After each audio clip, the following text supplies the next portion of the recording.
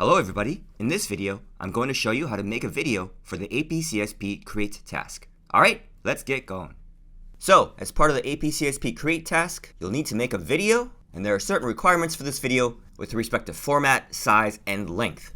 There are certain things that you don't want to do, you don't want to give any information about yourself, and you don't want to narrate. This way you're protected from any bias the graders have, and the graders are protected from any accusations of bias from you. But much more than that, if you've ever tried to make a video or podcast or anything, you know how easy it is to screw up, and fixing your voice and your voiceover is just not something you want to spend your time doing. AP Board has some recommendations here. In the end, they're all about making your run readable. So the software I recommend to use a screen capture is Screencast-o-matic. It's free for Mac and PC, and it has adjustable capture windows, which is super important for readability. So this is me searching for Screencast-o-matic, going to the website, clicking on record for free, downloading and launching the recorder. So I'll click on my download. This is what it looks like. This right here is Screencast-o-matic's own video. As you can see, you can move the window around. You can change the window size.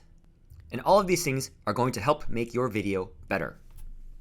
Now I'm going to show what happens when you record with different windows. So if I record full screen, it's going to look something like this. And this is not what I want.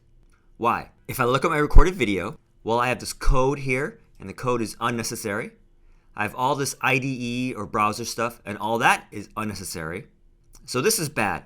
Don't do this. Don't capture the full screen. So this time, I'll try to capture just the program run, so half the screen. Let's see what this looks like. So here's the video I just made. Right away, you see that I or the grader can zoom into the video.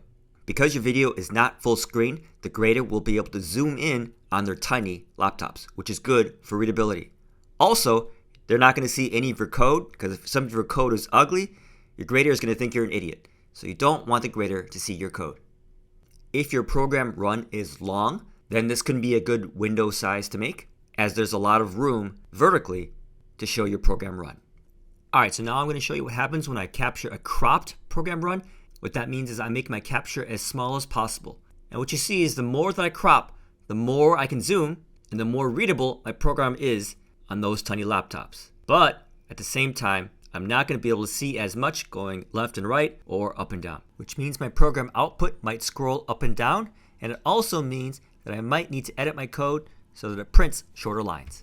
So to summarize, for sure you want to screen capture only your program run, no code, and you should consider cropping the capture so that the grader can zoom in on your run. The last question that we get is, what should I show in the video? So you have to show the input to your program. This might be via keyboard, via mouse, via reading from a file. Because there's no sound, I recommend that this not be via microphone.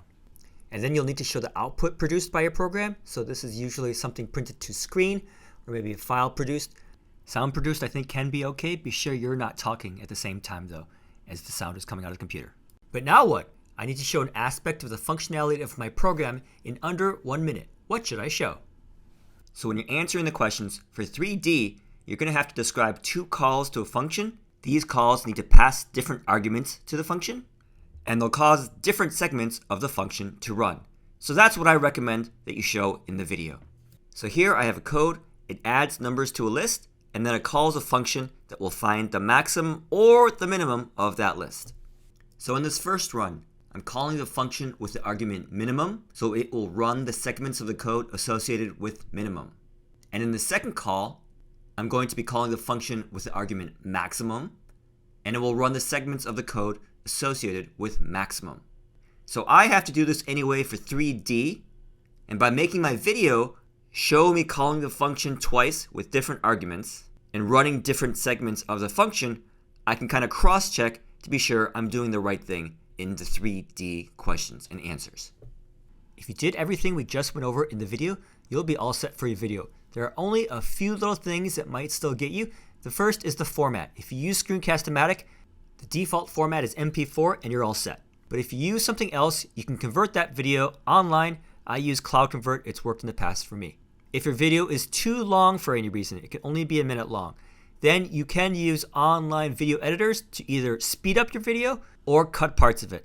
And so here's 1v.io, which you can use. Alright, so that's pretty much it. Hope that was useful to you. And if it was, please give this video a like and subscribe to my channel. I'll see you next time.